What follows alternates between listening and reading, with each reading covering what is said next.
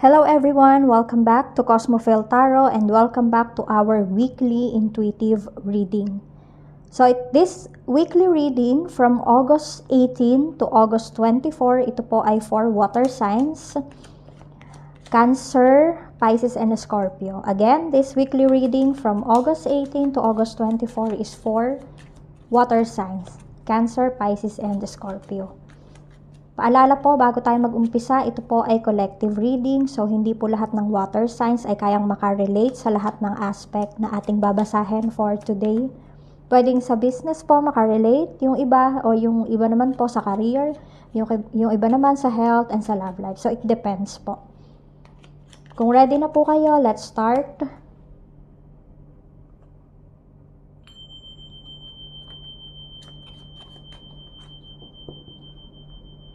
Again, for water signs, Cancer, Pisces, and Scorpio from August 18 to August 24. Ito po ang main challenge nyo for this week. Okay, the wave. Susubukan po natin itong i-elaborate gamit ang ibang cards.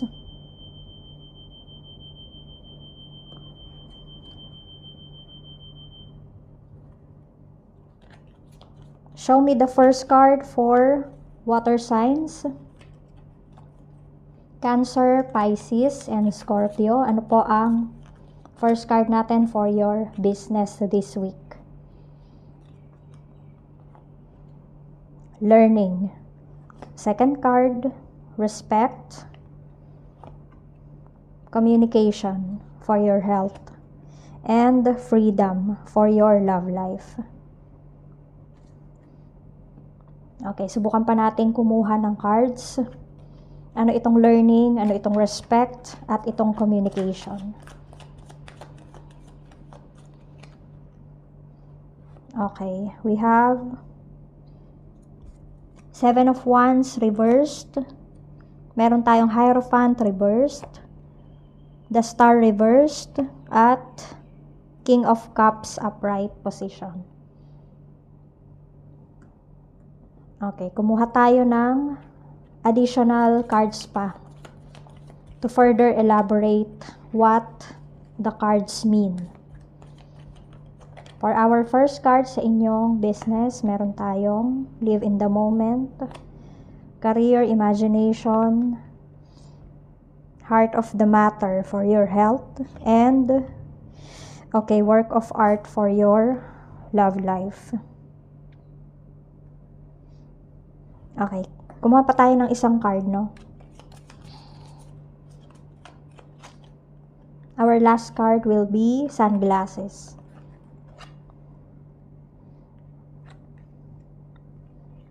Okay, so yung inyong main challenge or main issue this week, meron tayong the wave. So medyo maalon ang inyong week. Alamin natin kung ano po itong maalon na ito sa inyong business. Learning. Okay, parang this week meron kayong, siguro iba sa inyo merong a-attenda na seminar, training, or related sa business. For example, meron kayong bakery or baking related business, no? May a-attendan sa inyo na, or may a-attendan kayo na some kind of training para mas makapag-bake. For example, nag-explore kayo ng cake na isasali sa inyong menu, for example lang. So, meron kayong learning dito, no? May a-attendan kayo. Example lang po yun, pwedeng this can apply also to other forms of business, depende sa business na meron kayo. So, live in the moment.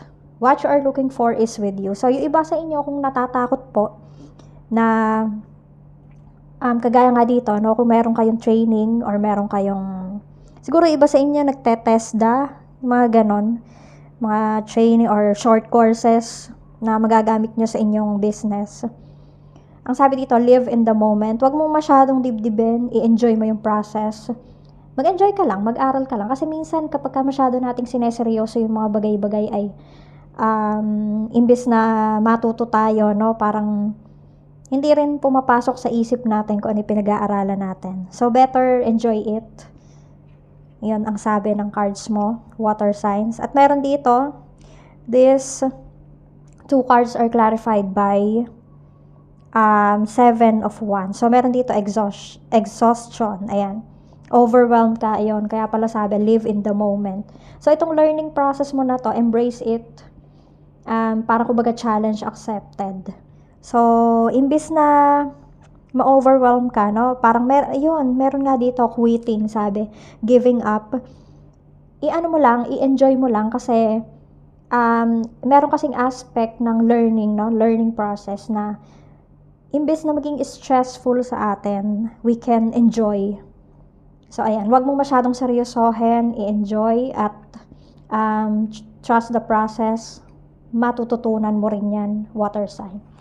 So, when it comes to sa career po, sa mga working na dyan at the moment, respect. Nire-respeto ka ng mga tao sa paligid mo, no? Maaaring hindi mo ito nakikita or hindi mo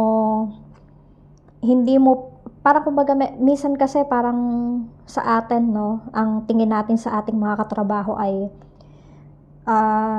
parang traidor, in which parang mostly naman ganun nga, pero ang sabi dito, nire-respeto ka nila, nakikita nila yung iyong ability or skill sa trabaho. So meron dito, just use your imagination, parang na-earn mo na yung respect na kinakailangan mo, water sign. So may respect na sila sa'yo, o kaya ikaw din, nire-respeto mo yung iyong mga katrabaho. So, meron ditong imagination, draw from the well of your own capabilities. So, hindi mo kailangang mag-overthink na parang pagpasok mo, am I good enough? Or did I do my best? Kung meron ka mang task na kailangan gawin dyan this week. So, imagination. Ayan, meron kang capability at na-earn mo na yon. You just have to trust yourself. At meron ditong the Hierophant, personal beliefs. So, ayan, may originality ka. So, medyo, ang gawin mo lang ngayon is to trust yourself. At kung, for example, meron kayong competition na magaganap this week sa trabaho or kahit anong activity na related sa trabaho mo, just trust yourself at kayang-kaya mo yan. Hindi ka dapat magpatalo sa sinasabi ng isip mo kasi iniisip mo lang yon. So, iba yung tingin ng mga tao, yung perspective ng mga tao sa'yo. So, pakawalan mo yung sarili mo sa ganong mindset. Okay? So, sa health mo naman, communication, pwedeng, kung yung iba sa inyo ay merong nararamdaman, yung iba lang po water sign, better to consult a doctor or sabihin nyo, for example, sa family member. For example lang po, kayo ay nakakaranas ng sakit ng sikmura. So, sabihin nyo po yan sa family nyo para nang sa ganon makapagpayo sila. Malay mo yung isa pala sa family member mo ay nakakaranas din ng ganon. So, makakapag-advise sila sa'yo ng maayos. So, for example, take this one, yung chewable na gamot mo para mainam din kasi water signs yung nagsasabi ka sa mga loved ones mo. Dahil minsan simple solution lang pala yung kailangan, no? O kaya minsan hindi mo na kailangan pumunta sa doktor. Pwedeng meron pala silang nararanasan din nila yon na meron silang alam na gamot. So, maipapasa nila sa'yo. Okay? So, the heart of the matter. Ayan. Parang, dito communication talaga. Ayan. Communication dahil ito ka, possible na ito ka, at possible na ito yung iyong pwedeng parents or kapatid or kahit close friends mo. So, mag-ano ka sa kanila, magsabi ka, mag-open up ka para matulungan ka nila. At ito ay the star, so may lack of faith. Ayan, okay. So, magkakonekta siya. Communication, kasi meron ditong disconnection. So, possible na ikaw ay nade-depress. Okay. So, yung iba sa inyo, pwedeng dumaraan sa, ano ba tawag dito? Sa depression, no? Iba sa inyo, stress, kaya nakaka-apekto na sa health. So, sinasabi dito, communication nga. Magsabi sa family member, sabihin nyo kung ano yung problema nyo, baka sakaling sila ay, alam nyo, ang family nyo kasi, willing naman silang makinig sa inyo. So, open up. At once na nakapag-advise, no, parang ikaw ay depressed na-depressed dito. So, kailangan mo lang talaga ng isang mag-a-advise sa'yo. And gagaan ba yung pakiramdam. Okay, dumako naman tayo sa iyong love life. Ito mamaya na itong work of art. Love life mo, freedom. Kung ano man yung nararamdaman mo sa isang tao, pwedeng ipagtapat mo na water signs para hindi ka na nahihirapan. Para hindi na nahihirapan yung kalooban mo. I-release mo yan kung ano ang gusto mong sabihin sa kanila. At makakaranas ka rin ng kaginhawahan, no, sa buhay mo. Ayan, devoted, emotionally mature, balance. Si King of Cups. So, ikaw ito water sign. Ikaw ay parang na-embody mo yung pagka-mature dito. So, pwedeng ito rin ay yung partner mo or admirer or something na parang kahit hindi mo pa siya boyfriend or girlfriend, siya yung gusto mong ligawan o siya yung gusto mong sagutin. So, nakikita ko naman dito na ano siya, emotionally mature. So, ma-attain mo naman yung freedom dito eh. Kung sasabihin mo sa kanya or kung gagawa ka ng move, possible naman na maganda yung kalabasan ng pagsasabi mo sa kanya. No? So, ayan, sunglasses, watching, looking, stalking. May stalker ka pa yata dito, water sign. O kaya, ikaw yung nag-i-stalk, no?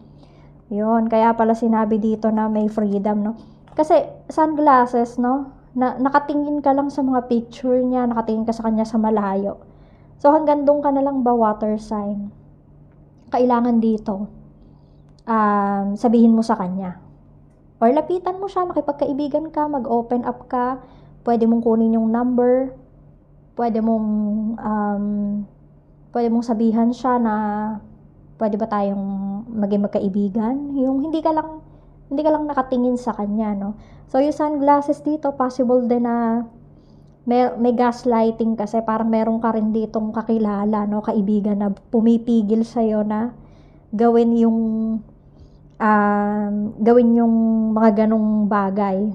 Yung halimbawa, gumawa ka ng move para makipag-close ka dun sa ina-admire mo. So, hindi ganon. Hayaan mo siya. Parang gumawa ka ng sarili mong strategy. No? Nasa sayo naman yan eh. At itong huling card mo, water sign, work of art, be the portrait of divine beauty. Ayun nga, puro gawa. Kaya pala dito may the wave kasi parang, ayan, may learning ka. Parang yung, kumbaga, yung flow ng week mo ngayon ay maalon, no? So, kaya ang sabi dito, kung maalon man siya, pues, kung maalon yung dagat, sumakay ka, halimbawa nakabangka ka, sakyan mo, parang sayawan mo yung alon na yon para maka-proceed ka. Hindi lang kasi basta hinahayaan mo na dalin ka lang nung alon na yon kung saan. So hindi, kung talagang sasakyan mo at imamaneho mo, no, or isasagwan mo yung bangka na yun, possible na makarating ka doon sa pupuntahan mo. So ganun na sinasabi dito. Medyo maalon ang week para sa iyo, water sign. Water sign ka nga kaya maalon. So kailangan mong gumawa ng hakbang ngayong week na to. Okay? Maraming salamat po, water signs.